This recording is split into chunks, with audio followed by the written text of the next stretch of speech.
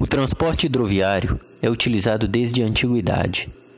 Transporte hidroviário é o tipo de transporte aquaviário realizado nas hidrovias, que são percursos pré-determinados para o tráfego sobre as águas, para o transporte de pessoas e mercadorias. Hidrovia é uma via navegável utilizada por meios de transporte aquáticos, como barcos, navios ou balsas, para transportar mercadorias e passageiros em oceanos, mares, lagos, rios ou canais. As hidrovias de interior podem ser rios, lagos e lagoas navegáveis que receberam algum tipo de melhorias, como sinalização e balizamento, para que um determinado tipo de embarcação possa trafegar com segurança por esta via.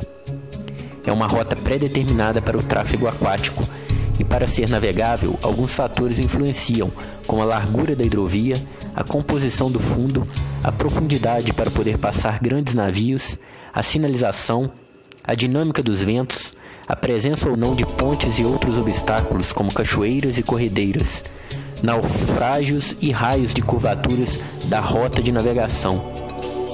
Essas características são fundamentais para tornar a hidrovia navegável e segura.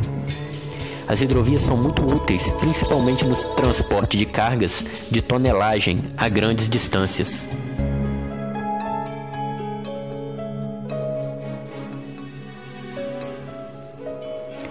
Em comparação com outros tipos de transporte, o transporte hidroviário é bem mais barato se comparado com o transporte rodoviário e o transporte ferroviário, em termos de custo, capacidade de carga e também de menor impacto ambiental.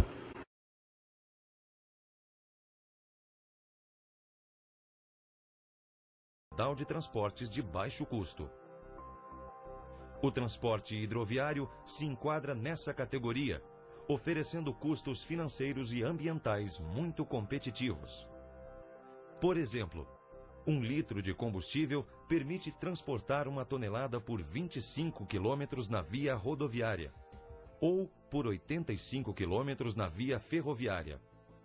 Já na via hidroviária, esse mesmo litro transporta 1 tonelada por 218 quilômetros. Um único comboio hidroviário é capaz de substituir o trabalho de 708 carretas rodoviárias.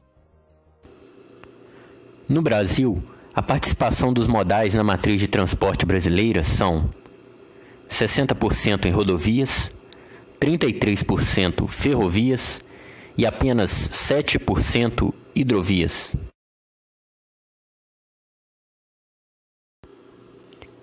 52% do potencial navegável do país é utilizado para o transporte de cargas ou passageiros. 80% das hidrovias estão na região amazônica, especificamente no complexo Solimões-Amazonas. De acordo com o balanço da Agência Nacional de Transportes Aquáticos, o Brasil movimentou via navegação nos rios internos 38 milhões de toneladas no primeiro semestre de 2014. Apesar de grande parte dos rios navegáveis se localizarem na Amazônia, o transporte nessa região não tem muita importância econômica, devido ao fato de não haver nessa parte do país mercados produtores e consumidores de peso. Os trechos hidroviários mais importantes do ponto de vista econômico situam-se no sudeste e no sul do país. O Brasil possui 8.500 quilômetros de costa navegáveis. O complexo portuário brasileiro movimentou 931 milhões de toneladas de carga bruta em 2013, um crescimento de 2,9% em relação a 2012. O setor portuário é responsável por mais de 90% das exportações do país.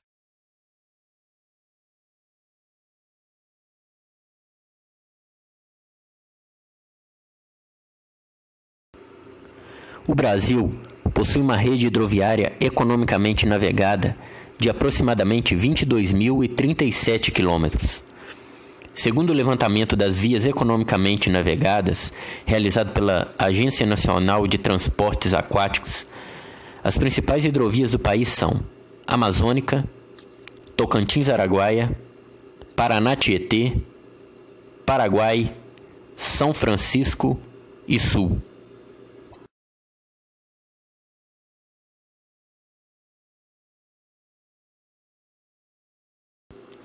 As vantagens e desvantagens que podemos destacar nas características do transporte hidroviário de carga no Brasil são que é um modal economicamente viável, eficiente, exige menos investimento nas fases de implantação e manutenção, acarreta baixo impacto ambiental relativamente aos demais modais.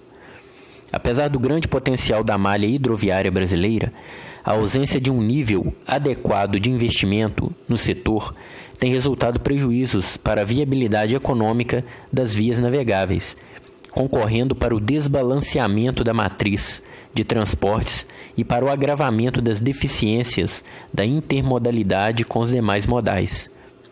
O aproveitamento adequado das vias navegáveis depende da realização de obras de infraestrutura, tais como drenagem, transposição de trechos não navegáveis por meio de eclusas e canais artificiais de transposição, derrocamentos de obstáculos naturais e balizamento e sinalização, além das obras necessárias à manutenção das condições de navegabilidade da hidrovia.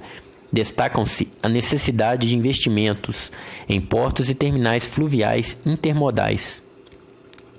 Ele possui uma maior eficiência energética, maior capacidade de concentração de cargas, maior vida útil da infraestrutura, maior vida útil dos equipamentos e veículos, maior segurança da carga e controle fiscal, um menor consumo de combustível, uma menor emissão de poluentes e consequentes alterações climáticas e efeito estufa, menor congestionamento de tráfego, menor custo de infraestrutura, menor número de acidentes, menor custo operacional, menor impacto ambiental, menor emissão de ruídos. Apesar dos entraves percebidos, temos muitos avanços nessa área, dos quais podemos destacar o Plano Nacional de Logística e Transportes do Ministério dos Transportes, o qual planeja ampliar e melhorar a distribuição dos modais utilizados. E as pesquisas que vêm sendo realizadas, inclusive com o apoio do Fundo da Marinha Mercante. O navio gigante desenvolvido com tecnologia brasileira promete tornar mais competitiva a nossa exportação de minério de ferro. O navio transporta 400 mil toneladas de minério de ferro. São 362 metros de comprimento, 65 de largura. Normalmente, navios deste tipo medem 290 metros. Para se ter uma ideia, o tamanho do novo navio equivale a uma fila de 36 caminhões-baú. São 6 porões gigantescos. O carregamento pode ser feito de uma única vez.